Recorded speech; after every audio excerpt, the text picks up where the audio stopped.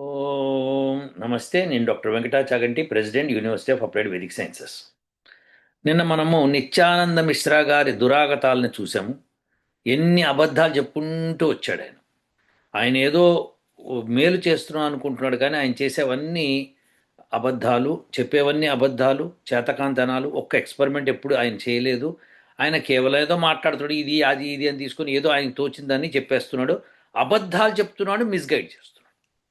సరే, సూర్య సిద్ధాంతం గురించి కూడా మాట్లాడాడు. సూర్య సిద్ధాంతం ఓకే, 2-3 వేల సంవత్సరాల క్రితం ఉంది అని. దానికంటే ముందర ఇంకోటి ఉంది, శిరోమణి అని చెప్పి. సో ఇప్పుడు మనం ఏం చేద్దామంటే, according to Mishraji, Nityananda Mishra, geocentric theory was known to Indians, not heliocentric theory. సూర్యుడు మధ్యలో ఉండి మిగతా గ్రహాలన్నీ తిరుగుతున్న విషయం ఇండియన్స్ తెలీదు, పాశ్చాత్యులు కనుక్కున్న తర్వాత చెప్పారు. ఇది ఆయన ఉద్దేశం. అసలు ఈయనకు సూర్య సిద్ధాంతము చదవలేదు. ఎక్కడో ఇంటర్నెట్లో కొట్టి 4 పాయింట్స్ తెచ్చి ఇక్కడ పెడుతున్నాడు. ఎందుకంటే ఇంటర్నెట్లో అంతా వెస్టర్నర్స్ ఉపోద్ఘాతాలు ఎక్కువ ఉంటాయి. ప్లస్ ఈయన చదివిన చదువు, చచ్చిన చదువు అట్లుంది. సో ఈ చదువుకి మనం ఇప్పుడు చదవలేదు సూర్య సిద్ధాంతం, చదవనప్పుడు నేను చదవలేదు కానీ ఇలా అంటున్నారు అని చెప్పడంలో తప్పు లేదు. కానీ అది ఇదే అని చెప్పి నిర్ణయించటం తప్పు. నేను ఇప్పుడు సూర్య సిద్ధాంతం గురించి కొన్ని ఆశ్చర్యకరమైన విషయాలు చెప్తాను, మీరు జాగ్రత్తగా అబ్జర్వ్ చేయండి. ఈనాటి సైంటిస్ట్ ఏం చెప్తున్నారు, ఇప్పుడు సూర్య సిద్ధాంతం ఏం చెప్తుంది, ఇది వెరీ ఇంపార్టెంట్ అండి. సూర్య సిద్ధాంతంలో 12వ చాప్టర్లో నేను కొన్ని శ్లోకాలు తీసి పెట్టాను, ఎందుకంటే అవి అవసరం కాబట్టి. భూగోల్డ్ అని ఉంది కదా, సో దాని సందర్భంలో ఏం చెప్పాడో చూద్దాం ఒకసారి. నిన్న కొంత చెప్పాను, ఇప్పుడు విపులంగా వ్యాఖ్యానించి చెప్తాను, విందాం.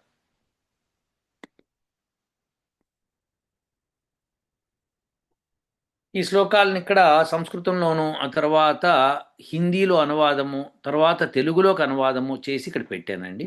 కొద్దిగా షార్పన్ చేద్దాం వీటిని. ఏం చేద్దామంటే వీటికి బ్లాక్ కలర్ చేద్దాం. ఎస్, ఇప్పుడు చూడండి ఎంత బాగుందో. ఇక్కడ ఈ శ్లోకం 26వ శ్లోకం, తదనంతరం అంటే 25 నుంచి ఏవో చెప్పుకొస్తున్నాడు. ఉత్తమ, మధ్యమ మరియు అధమ మూలాల నుండి సత్వ, రజో మరియు తమో గుణములతో కూడిన ఒక వైవిధ్యభరితమైన ప్రకృతిని రూపొందించి ఆయన దేవతలు, మానవులు, రాక్షసులు మరియు ఇతరులతో సహా సమస్త చరాచర విశ్వాన్ని సృష్టించారు అని బ్రహ్మ గురించి చెప్తున్నాడు ఈయన. బ్రహ్మ ఎలా సృష్టించాడని చెప్పడానికి ఉత్తమ, మధ్యమ అండ్ అధమ అంటే మనము సత్వము, రజస్సు, తమో అని చెప్తాం కదా, అవి సత్వ, రజో మరి తమో గుణములతో కూడిన ఒక వైవిధ్యభరితమైన ప్రకృతి నుంచి ఆయన దేవతలు, మానవులు, రాక్షసులు మరి ఇతర సహా సమస్త చర అచర విశ్వాన్ని సృష్టించారు. చరాచర మీన్స్, చర మీన్స్ కదిలేవి, అచరం అంటే కదలనివి అని చెప్పుకుని. కదలనంటూ ఏమీ ఉండదు ఈ ప్రపంచంలో, కానీ మన దృష్టితో, రిలేటివ్తో ఇది నిత్యానంద మిశ్రా గారికి చెప్పాలి. ఏమండి చరాచర అంటున్నాడు, మరి అచరము అంటే కదలనివి కదా అంటే రాళ్ళు, రప్పలు కదా మనకి తెలిసి. అవునా, మనకి తెలిసి ఇట్లా చెట్లు కూడా కదలవు కానీ గాలి కదులుతాయి. సో రాళ్ళు అయితే బండరాళ్ళు అలా పడి ఉంటాయి. సో ఇవి ఇప్పుడు కదలవు కదా, మరి అచరాలు అంటే అవి కదా అంటే అది కూడా తప్పు. ఎందుకంటే అవి భూమిలో ఒక పార్టు, భూమి కూడా కదులుతాం. సో భూమి కదులుతున్నప్పుడు కదులుతున్నట్లు లెక్క. కానీ ఇక్కడ ఎప్పుడు కూడా రిలేటివ్లీ అని చెప్తాం అనమాట. మనం చూస్తున్నప్పుడు మన దృష్టితో ఏమి కనిపిస్తోందో అది మాట్లాడుతున్నారు ఇక్కడ, చర అచర. సో దీని ఉద్దేశం అది.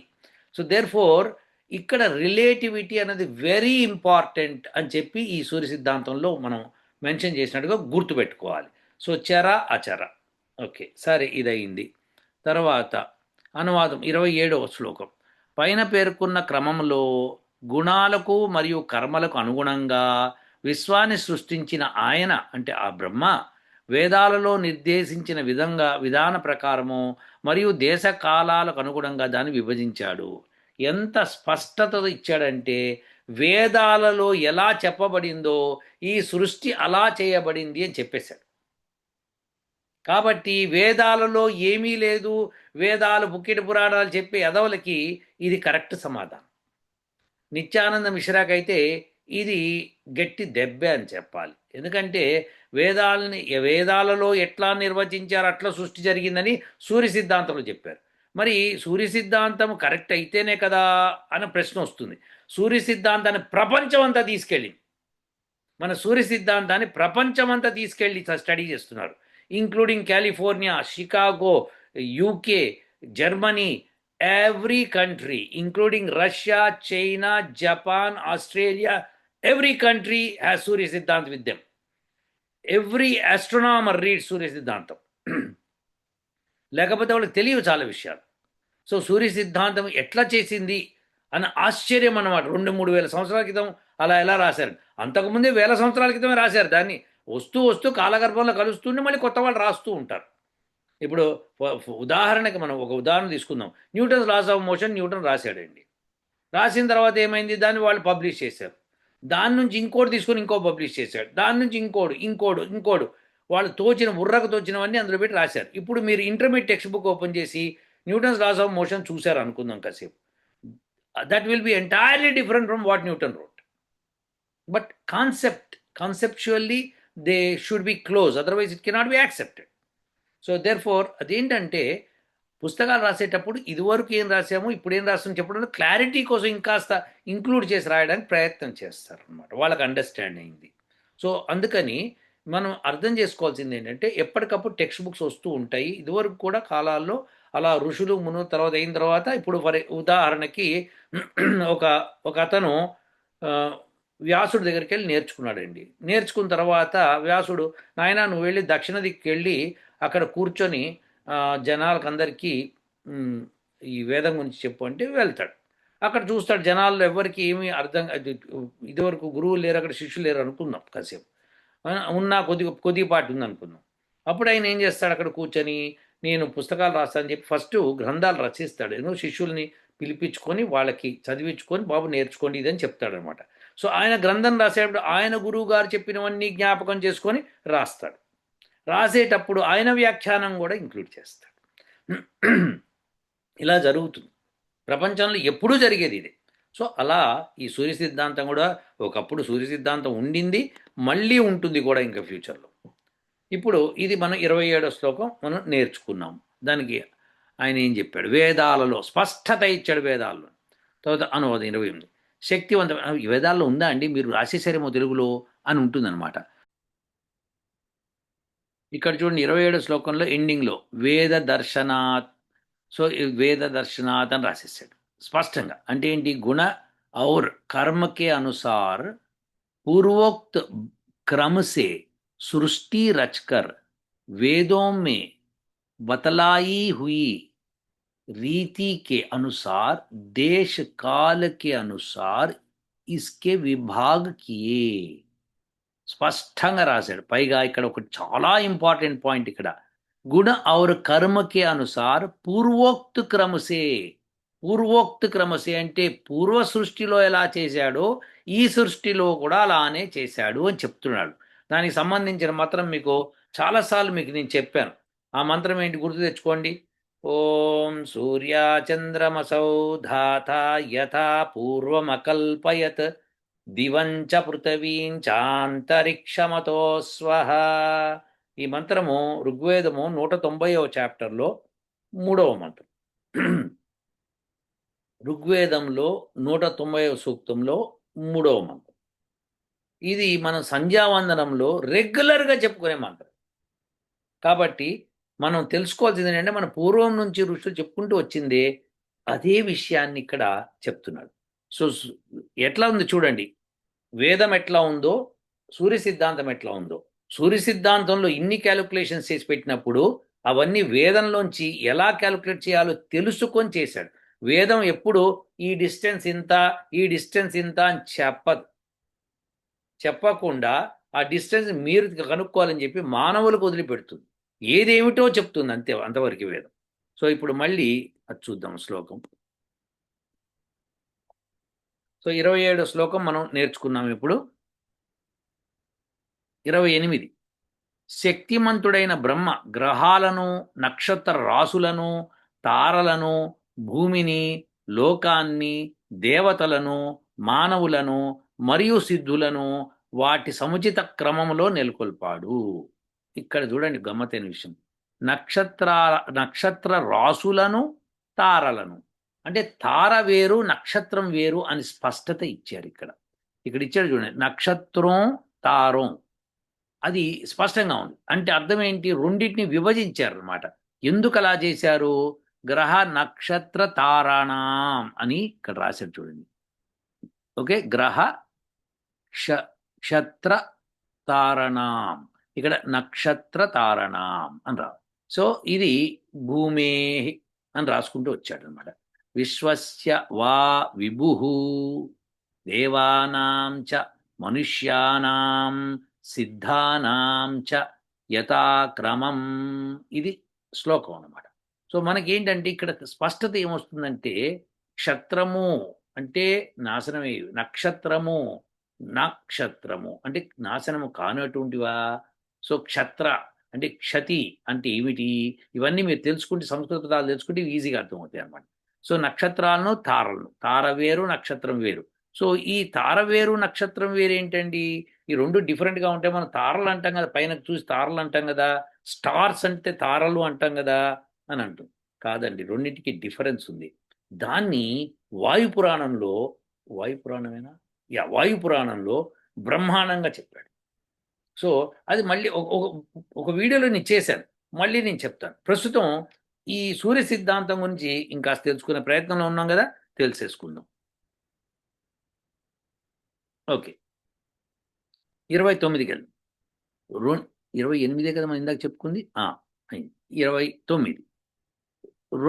రెండు ఒకే విధమైన పాత్రల అంచులు కలిపి జోడించడం ద్వారా ఒక బోలు గోళం ఎలా ఏర్పడుతుందో, సరిగ్గా అలాగే భూభువః వంటి లోకాలు ఈ విశ్వం యొక్క విశాలమైన విస్తృతిలో నెలకొని ఉన్నాయి.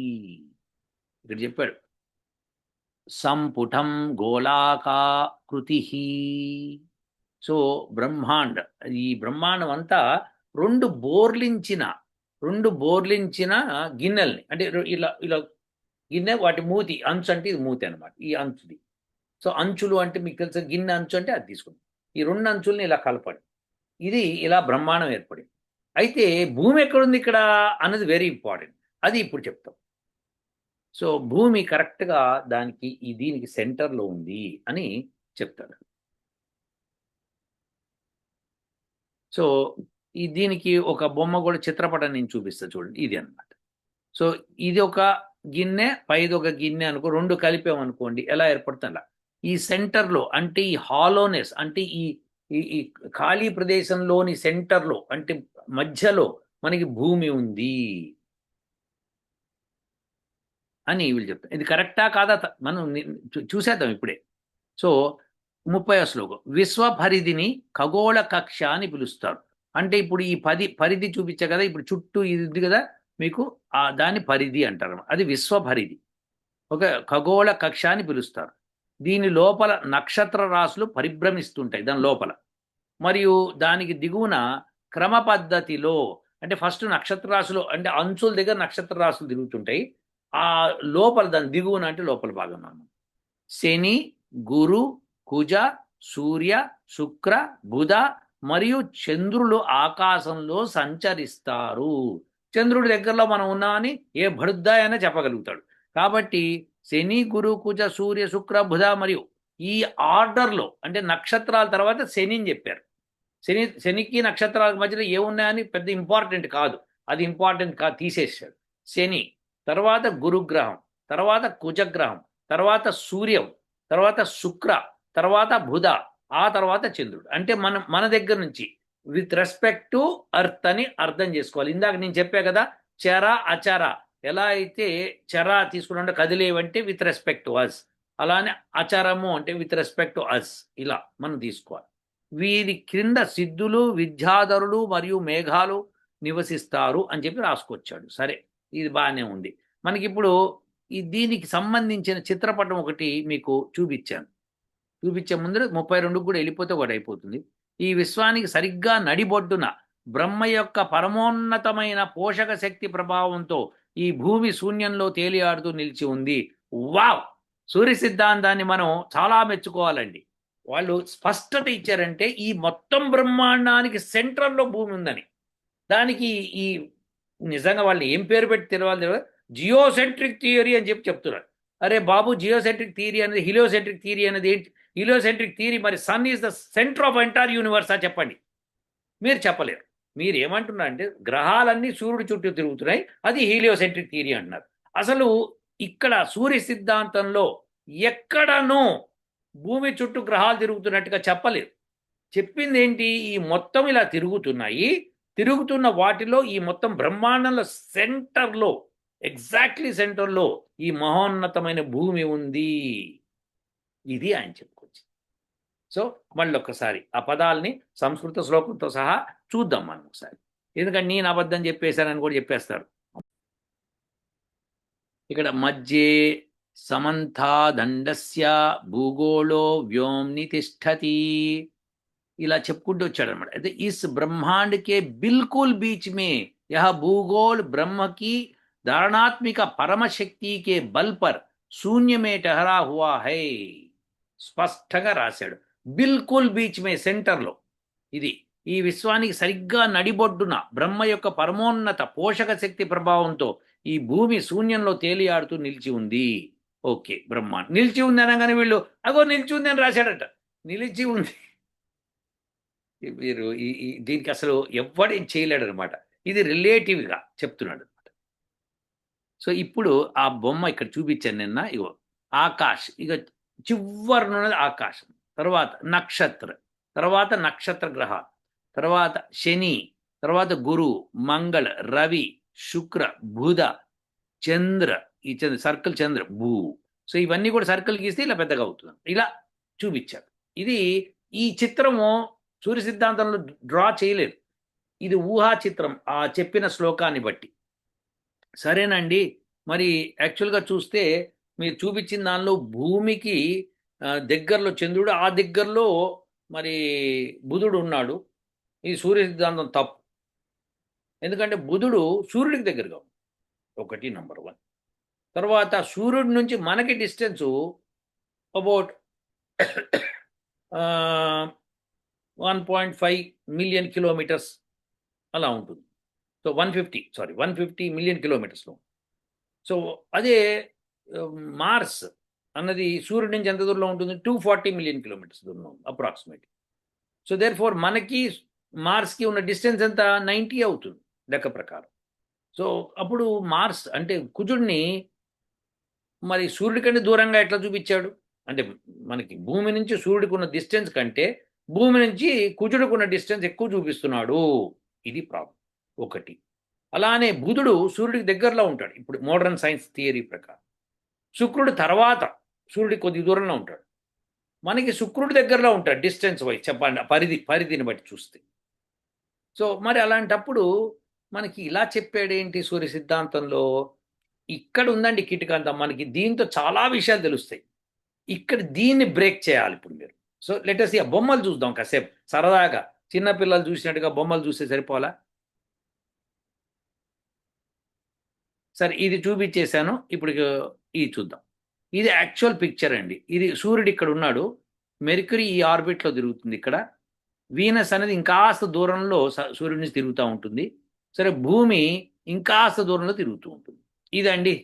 ఓకే, ఇది యాక్చువల్గా మనం ఎటు సరే సూర్యుడు తిరుగుతున్నాడా భూమి తిరుగుతున్నాడా పక్కన పడేద్దాం. డిస్టెన్స్ వైజ్ మనకి మెర్క్యూరీ దూరం ఉండాలి, వీనస్ దగ్గర ఉండాలి. కానీ మనకి ఈ పైన చిత్రంలో చూపించింది ఏంటంటే శుక్రుడు బుధుడు కంటే దూరంలో చూపిస్తున్నాడు భూమికి. అలానే రవి అంటే సూర్యుడు. సో రవి తర్వాత మంగళుడు చెప్పాడు, తర్వాత గురువు చెప్పాడు. సో ఈ మంగళుడు ఎక్కడ ఉంటాడు అది కూడా చూద్దాం. ఇగో ఈ పిక్చర్ చూడండి. సన్, మెర్క్యూరీ, వీనస్, అర్త్, తర్వాత మార్స్, తర్వాత జూపిటర్, తర్వాత సాటర్న్, ఇట్లా ఆర్బిట్స్లో తిరుగుతూ ఉంటాయి. ఇది ఒక లెక్క. సో ఒక జనరల్ ఐడియా కోసం ఇచ్చాను ఇది. సో దీనిలో భూమి నుంచి మార్స్ దగ్గరగా ఉండాలి సూర్యుడి కంటే యాక్చువల్గా. ఎందుకంటే ఆర్బిట్ వైజ్ డిస్టెన్స్ తీసుకుంటే అలా ఉండాలి. కానీ అలా చెప్పలేదే సూర్య సిద్ధాంతంలో అంటే దానికి కూడా బొమ్మ గీశాను మళ్ళీ. సో ఇది మీకు పిక్చర్, రియాలిటీ పిక్చర్. ఇది మెర్క్యూరీ ఇక్కడ ఉంది, సూర్యుడు ఇక్కడ, వీనస్ ఇక్కడ, అర్త్ ఇక్కడ, మార్స్ ఇక్కడ, జూపిటర్ ఇక్కడ, సాటర్న్ ఇక్కడ, మిగతా పక్కన పడేద్దాం. సో ఇవి. సో ఇది చూడండి. జియోసెంట్రిక్ అన్నది వీళ్ళు టాలమీ ఇలాంటి వాళ్ళు చెప్పినవన్నమాట. సో అర్త్ ఇక్కడ, మూన్ ఇక్కడ, తర్వాత మెర్క్యూరీ ఇలా తిరుగుతున్నాడు. అంటే మన భారతదేశం నుంచి వెళ్ళే సూర్య సిద్ధాంతం వాళ్ళు తీసుకొని వాళ్ళ ఊహా చిత్రం ఇది. సో సేమ్ థింగ్, వీనస్ ఇక్కడ, తర్వాత సన్ ఇక్కడ, తర్వాత మార్స్, తర్వాత జూపిటర్, తర్వాత సాటర్న్. ఇది టాలమీ వాళ్ళు వెస్టర్నర్స్ చెప్పింది. మరి మరి ఈ ఈ మనిషి, ఈ పర్టికులర్ నిత్యానంద మిశ్రా ఏమంటాడో జియాసెంట్రిక్ కూడా కాదు అది మరి ఇప్పుడు లెక్క ప్రకారం. ఎందుకంటే మెర్క్యూరీ మనకంటే దూరం ఉండాలి కదా, వీనస్ కంటే దూరం ఉండాలి, కానీ దగ్గర చూపిస్తున్నాడు. సో ఈ చిత్రాన్ని బట్టి మీకు ఏమర్థం అవుతుంది చెప్పండి? అంటే వెస్టర్నర్స్ కూడా మన సూర్య సిద్ధాంతం తీసుకొని రాసేశారు. ఎందుకంటే టాల్మీ అన్నవాడు సూర్య సిద్ధాంతం రాసిన తర్వాత వచ్చినవాడు. అది అందరికీ తెలుసు, ప్రపంచం అందరికీ తెలుసా సార్, స్పష్టత ఉంది. ఎందుకంటే మీరు ఇది బాగా గుర్తుపెట్టుకోండి, సూర్య సిద్ధాంతానికి మొదట ఒకటి రాశాడు ఆయన. ఇప్పటికీ మహాభారత యుద్ధం జరిగి ఎన్ని సంవత్సరాలు అయింది, మహాభారత యుద్ధం జరిగి ఎన్ని సంవత్సరాలు అయిందని మన అన్ని పురాణాల్లోని వాటిలో రాస్తుంది. సో అన్నిటినీ తీసుకుంటే కనుక మనకి సూర్య సిద్ధాంతం రాసిన ఆర్యభట్ట ఎప్పటి వాడంటే దీనికంటే ముందరవా, టాల్మీ కంటే ముందరవా. సో ఇది తీసుకొని వాళ్ళు వెస్టర్నర్స్ ఇక్కడి నుంచే కదా విద్య అంతా బయటికి వెళ్ళింది. కాదంటాడు మళ్ళీ ఈ నిత్యానంద మిశ్రా, ఎందుకంటే ఆయనకి తెలియదు, అసలు ఏమి తెలియదు. Is a idiotic person in description. So let's see. ఇప్పుడు ఇది మీరు చూస్తున్నారు ఇక్కడ. దీని తర్వాత ఇప్పుడు చూడండి, ఈ సత్యం మీకు చెప్తా ఇప్పుడు. మరి మార్స్ని ఇక్కడ దూరంగా పెట్టారు కదా మన చిత్రంలో. సారీ, ఒకసారి చూడండి ఇది. ఇక్కడ మంగళుడిని రవి అంటే సూర్యుడి కంటే దూరంగా పెట్టాడు కదా ఈ చిత్రంలో. అలా చెప్పారు కదా ఆర్డరు. మరి అది ఎట్లా కరెక్ట్ అవుతుంది అంటే ఇగో ఇట్లా కరెక్ట్ అవుతుంది. ఇదండి చిత్రం. మార్స్ అన్నది ఎర్త్కి దగ్గరలో ఉంది, సన్ ఇక్కడ ఉంది, ఇది ఇంకా దూరంలో ఉంది. కానీ మార్స్ గిర్రగా తిరుగుతున్నప్పుడు ఎప్పుడో ఒకప్పుడు సూర్యుడు ఇక్కడ మధ్యలోనూ, ఇక్కడ భూమి, ఇక్కడ మార్స్ రావచ్చు, ఇక్కడ రావచ్చు, ఇక్కడ రావచ్చు, ఇక్కడ రావచ్చు, ఎక్కడ రావచ్చు. సో ఈ పరిధిలో. సో ఇది దూరంగా ఉన్నప్పుడు అంటే అర్థం ఏంటి? ఇది రాసేటప్పటికీ, ఈ పుస్తకంలో ఉన్న మ్యాటర్ రాసేటప్పటికీ ఎవరైతే ఈ అబ్జర్వ్ చేశారో అప్పుడు ఆయన అబ్జర్వ్ చేసినప్పుడు ఈ యొక్క మంగళుడు సూర్యుడికి వెనకాల భాగంలో కొద్ది దూరంలో ఇట్లా ఉన్నాడు, కనిపించాడు. సో దేర్ ఫోర్ ఈ డిస్టెన్స్ ఆయన అట్లా క్యాలిక్యులేట్ చేసుకున్నాడు, అది రాశాడు. ఓకే, ఆయన రాసే సమయానికి. సరే, ఇది చూడండి మెర్క్యూరీ. మెర్క్యూరీ అన్నది మ్యాక్సిమం 28 డిగ్రీల్లోకి వెళ్తుంది, మినిమం 18 డిగ్రీలు. ఆ తర్వాత డిగ్రీలోకి వెళ్తే సూర్యుడి యొక్క ప్రభావంతో మెర్క్యూరీ మనకు కనిపిస్తుంది, అంటే బుధుడు కనిపించడు. అట్లానే వీనస్ 47 డిగ్రీల్లోకి వెళ్తుంది ఈ యాంగిల్లో, ఈ సర్కిల్ తిరిగేటప్పుడు, సో భూమి నుంచి. సో వీనస్ ఏమవుతుందంటే మీరు చూడండి, ఈ వీనస్ ఇలా తిరగాలంటే ఇక్కడి నుంచి ఒక స్ట్రైట్ లైన్ ఇలా గీద్దాం. గీస్తే ఈ ఈ అర్ధ భాగంలో ఇటువైపు అర్త్ వైపు ఉంది, ఆ అర్ధ భాగం అటువైపు ఉంటుంది అనమాట. So Venus, mercury and earth ఇవి తీసుకున్నాం అనుకోండి, మెర్క్యూరీ యొక్క టైం టేబుల్ అంటే time of period of revolution 88 రోజులే ఉంది. సో ప్రతి 88 రోజులకు ఒకసారి మనకి ఒక చుట్టూ వచ్చేస్తాడు సూర్యుడు చుట్టూ. సో మనకేమవుతుందంటే తొందరగా కనిపించడానికి ప్రయత్నం జరుగుతుంది. భూమి 1 సంవత్సరంలో తిరుగుతుంది, అంటే 365 రోజులు. మనం తిరిగేటప్పుడు ఇది 88 రోజుల్లో టర్ర తిరిగేసి వచ్చేసి కనిపించేస్తూ ఉంటుంది అనమాట మనకి. సో అదే వీనస్ అయితే దానికి ఇంకా ఎక్కువ టైం తీసుకుంటుంది. సో ఆ ఎక్కువ టైంలో అది తిరిగి వచ్చి భూమిని కలిసేటప్పుడు తక్కువసార్లు భూమిని కలుస్తూ ఉంటుంది. సో అలా కలవటం వేరుగా ఉంటుంది అనమాట. సో ఇప్పుడు నేను చెప్పొచ్చేది ఏంటంటే మెర్క్యూరీ ఈ యాంగిల్లో కనిపిస్తుంది 28 లోపల. సో ఇది వీనస్ అనేది ఎక్కువ యాంగిల్లో కనిపిస్తుంది. ఎక్కువ యాంగిల్లో కనిపించిన వాటిని వీళ్ళు దూరంగా పెట్టారు. ఇది విషయం అన్నమాట. సో సూర్య సిద్ధాంతం రాసేటప్పుడు ఎక్కువ యాంగిల్లో కనిపించినవి దూరంగా పెట్టారు. అంటే ఆ సమయంలో మెర్క్యూరీ 18 డిగ్రీస్ 28 డిగ్రీస్ మధ్యలో ఉన్నాడు. వేరస్ వీనస్ ఆ 18 డిగ్రీల కంటే ఎక్కువ దూరం వెళ్ళిపోయాడు. సో సారీ, సూర్యుడికి అంటే 18 నుంచి 28 డిగ్రీల్లో మెర్క్యూరీ ఉంటేనే మనకు కనిపిస్తాడు. సో ఆ యాంగిల్లో మెర్క్యూరీ ఉన్నాడు. 28 దాటి వీనస్ ఉండగా వీళ్ళు చూశారు. సో వీళ్ళు అబ్జర్వ్ చేసే సమయానికి మనం ఒక పిక్చర్ డ్రా చేసి చూద్దాం ఎట్లా ఉంటుందో. ఓకే, అది చూస్తే గమనిస్తారు. ఇప్పుడు మీరు గుర్తుపెట్టుకోండి, భూమి, చంద్రుడు, ఇది పక్క దగ్గరలో చంద్రుడు. దాని తర్వాత మెర్క్యూరీ అంటే బుధుడు, దాని తర్వాత వీనస్ అంటే శుక్రుడు, దాని తర్వాత సూర్యుడు అంటే సన్, దాని తర్వాత మార్స్ అంటే మంగళుడు, దాని తర్వాత జూపిటర్ అంటే గురుగ్రహం, దాని తర్వాత సాటర్న్ అంటే శనిగ్రహం. ఈ ఆర్డర్లో మనకి రావాలి. ఆ పిక్చర్ నేను చూపిస్తా చూడండి.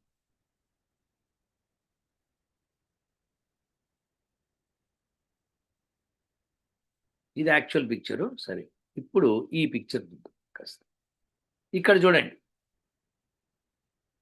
భూమి ఇక్కడ, మెర్క్యూరీ ఇక్కడ, వీనస్ ఇక్కడ, సన్ ఇక్కడ. ఇది ఒక రిలేటివ్ పొజిషన్.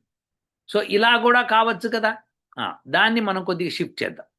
షిఫ్ట్ చేస్తే ఇక్కడ ఏం చేస్తుంది జరుగుతుందంటే, ఇప్పుడు చూద్దాం. ఇక్కడ అర్త్ అండి, ఇది మెర్క్యూరీ అండి, ఇది దగ్గరలో. తర్వాత వీనస్ కొంత దూరంలో, తర్వాత సూర్యుడు ఇంకాస్త దూరంలో, తర్వాత మార్స్ ఇంకాస్త దూరంలో, తర్వాత ఇక్కడి నుంచి వెళ్తే జూపిటర్ ఇంకాస్త దూరంలో, దాని తర్వాత ఇక్కడి నుంచి ఇక్కడ దూరం వెళ్తే సాటర్న్ ఇంకాస్త దూరంలో. ఈ సిచ్యువేషన్లో వాళ్ళు అబ్జర్వ్ చేశారండి. ఇలాంటి సిచ్యువేషన్లో అబ్జర్వ్ చేశారు. ఈ సిచ్యువేషన్ ఎప్పుడు ఏర్పడుతుంది, ఇది మనకు తెలవాల్సింది. సో ఇప్పుడు ఏంటంటే 2 విషయాలండి సూర్య సిద్ధాంతంలో ఈ కొన్ని శ్లోకాల్లో మీకు చెప్పేది. ఒకటి, వేద పరంగా సృష్టి జరిగిందని సూర్య సిద్ధాంతంలో స్పష్టత ఇచ్చాడు. అసలు మిగతావి కరెక్ట్ అయితే కదండి ఇది కరెక్ట్ కావడానికి అని ఒక వ్యాఖ్యానం. మన సైంటిస్టులు ఏం చెప్తుంటారు, మేము ఒకటి అనుకుంటామండి, తర్వాత ఇంకోటి అనుకుంటాం, ఇది తప్పైతే దాన్ని సరి చేసుకుంటాం, మేము కరెక్ట్ చేసుకుంటూ పోతా ఉంటాం. అంటే ఈ లోపల మీ దగ్గర నుంచి డబ్బులు ఎంత గుంజాలో అంత గుంజి మీ మీద ప్రయోగాలు చేసి మనందరినీ చంపి సావగొట్టి వదిలిపెట్టి మేము ఇది కనుక్కున్నాం అది కనుక్కున్నాం అని చెప్తారు. ఇదనమాట విషయం. సో ఇప్పుడు లెటర్స్ ఇప్పుడు వీళ్ళు పాపం కూర్చొని యోగుల్లాగా కూర్చొని దర్శించారు వాటిని. టెలిస్కోపులు ఏమున్నాయో తర్వాత సంగతి. అప్పటికి ఏమున్నాయో ఏం లేవో మనం ఇప్పుడు చూడలేదు కదా. కానీ పుస్తకాల్లో రాసిన ప్రింటెడ్ మ్యాటర్ అంటే ఆ గ్రంథాలు, ఒరిజినల్ గ్రంథాలు, సంస్కృత గ్రంథాలు దొరుకుతున్నాయి, ఉన్నాయి. సో మన కలకటాలో మ్యూజియంలో పెట్టి ఉంచారు. అలానే బ్రిటిషర్స్ కొన్ని ఎత్తుకుపోయారు, అలానే అక్కడి నుంచి అమెరికన్స్ కొన్ని ఎత్తుకుపోయారు. ఇలా జరిగిపోయింది. సో ఇప్పుడు ప్రస్తుతం ఏంటంటే, ఓకే బై ఇదంతా బాగుంది, మనం చూపించండి. ఇప్పుడు నేను చూపించాను, మీరు చూపించిన దానిలో సూర్యుడు మార్స్ కంటే దగ్గరగా కనిపిస్తుంది. సో ఈ యాంగిల్స్ని బట్టి చూశారు వాళ్ళు. ఈ యాంగిల్స్ని బట్టి మెజర్ చేసుకొని ఓకే వీడు ఇంకా దూరంలో ఉన్నాడు, వీడి దగ్గరలో ఉంది, ఇది వాళ్ళు ఆ కంక్లూజన్ ఆ సమయంలో అంటే ఆ గ్రహస్థితులు ఉన్నప్పుడు చూశారు. ఆ గ్రహస్థితులు ఎప్పుడు ఏర్పడ్డాయి, ఆ లెక్క వేసామంటే సూర్య సిద్ధాంతం ఎప్పుడు రాశాడో తెలిసిపోతుంది. ఎంత అద్భుతంగా ఉంది చూసారా. సో ఇది పాయింట్. ఆ లెక్క కూడా కట్టి నేను ఇస్తాను, చెప్పేస్తాను. నిత్యానంద మిశ్రా గారు మీరు చక్కభజన చేసుకోవచ్చు. సో ఇది విషయం అండి. అయితే జియోసెంట్రిక్ థియరీ అని మనం మొదలుపెట్టాడు. కాదు, భూమి మొత్తం యూనివర్స్కి మధ్యలో ఉంది అని సూర్య సిద్ధాంతం రాసింది. నిజమా? అది నిజమా? ఏమంటున్నారు మోడర్న్ సైంటిస్టులు? ఏమంటున్నారంటే మోడర్న్ సైంటిస్టులు ఏం చెప్తారు. వాళ్ళు ఏమంటారంటే, ఒక బుడగ మన బెలూన్ తీసుకోండి, చక్కగా ఊదండి, కొద్దిగా సగం నింపండి, కొద్దిగా గాలి ఉంటే ఇట్లా ఉంటుంది, దాని మీద పాయింట్లు పెట్టండి, పాయింట్లు పెట్టుకుంటూ పెట్టి మళ్ళీ ఊదండి. ఊతే ఆ పాయింట్ల మధ్యలో డిస్టెన్స్ ఇదివరకు ఎంత ఉందో దానికంటే ఎక్కువ. సో యూనివర్స్ ఎక్స్పాండ్ అవుతోంది కాబట్టి అన్నీ దూరం దూరం దూరం దూరం జరుగుతున్నాయి. సో ఏది సెంటర్లో ఉందో చెప్పలేము.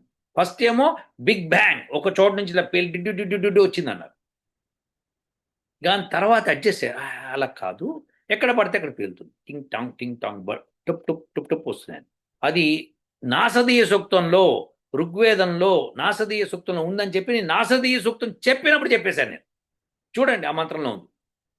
మీరు నాసదీయ సూక్తం అని నా వీడియోస్ సెర్చ్ చేయండి.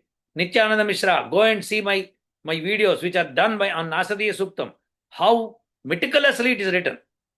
సో ఆ నాసదీయ సూక్తంలో చెప్పినట్టుగా జరగాలి యూనివర్స్, అలానే జరుగుతుంది. వాళ్ళు తెలుసుకుంటున్నారు ఇప్పుడు. సో సరే, ఇప్పుడు అది పక్కన పెట్టడం. ఇప్పుడు బ్రహ్మాండానికి మధ్యలో సూర్యుడు ఉన్నాడు, సారీ మన భూమి ఉందా, ఇది మనకి ఇట్ ఈస్ నాట్ ప్లానెట్స్ కోసం రాయలేదు, ఇది యూనివర్స్ కోసం రాశాడు సూర్య సిద్ధాంతం.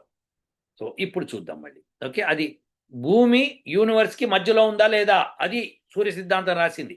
అంతేకాని భూమి చుట్టూ ఈ గ్రహాలన్నీ తిరుగుతున్నాయని కాదు, అది రిలేటివ్ మోషన్ మాత్రమే చెప్పాడు. ఎందుకంటే మొత్తం నక్షత్ర మండలంతో సహా చెప్పేశాడు, అన్నీ కూడా భూమి సెంటర్గా ఉన్నాయా అని చెప్పి రాశాడు.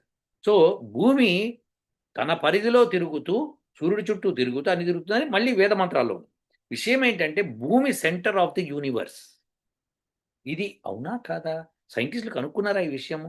చూద్దాం పదండి.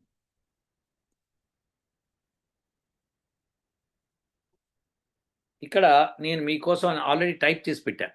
What is the centre of the universe? ఇది modern cosmology reveals that the universe has no physical centre. Because space itself is expanding in all directions simultaneously. ఇదొక తప్పు అనమాట వీళ్ళు చేసేది. The big bang happened everywhere at once.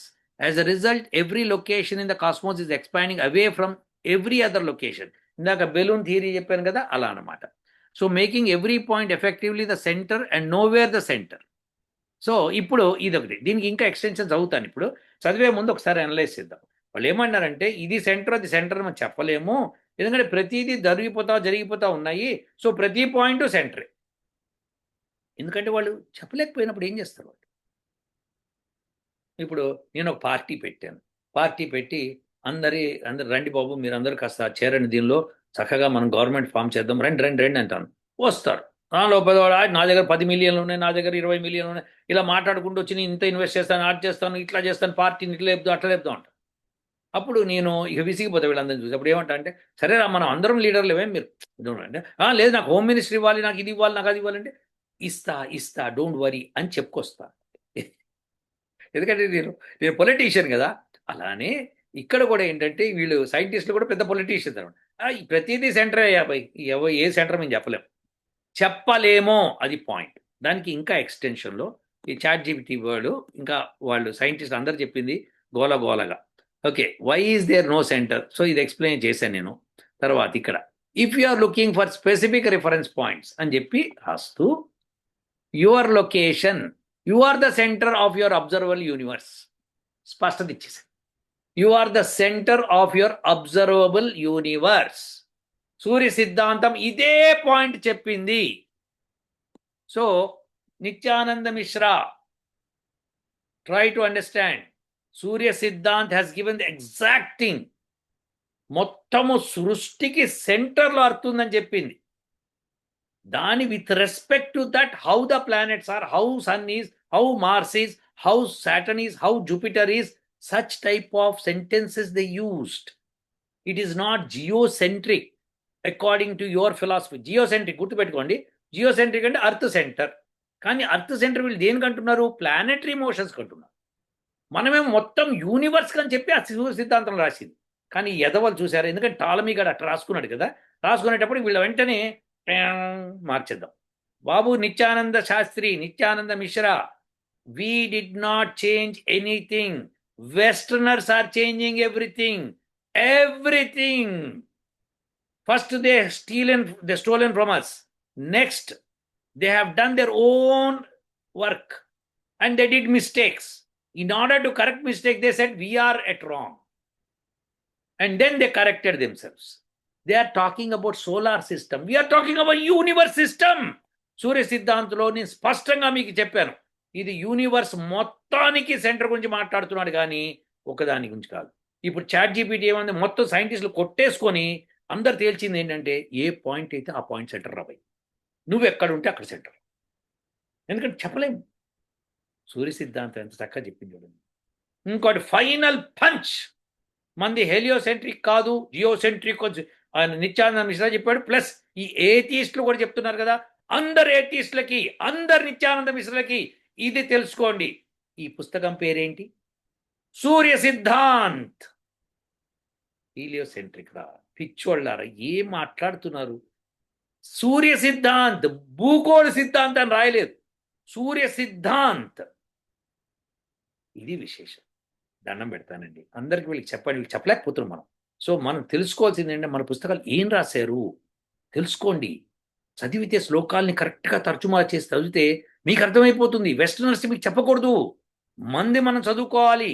వాళ్ళు చెప్పారనుకోండి, అవునా అయ్యా నేను చదివి చెప్తాను తర్వాత మనం చదువుకొని, లేదురా బాబు ఇది నేను చెప్పినట్టుగా మీరు చెప్పేశారనుకోండి, fantastic. Surya Siddhant is correct. రేపు ఫ్యూచర్లో కూడా ఇదే జరగబోతుంది చూడండి. Centre of the entire universe is earth అని స్పష్టతతో సైంటిస్టులు చెప్పవలసిందే. ఇది ముందరే నేను చెప్తున్నా. ఉంటానండి. ఓ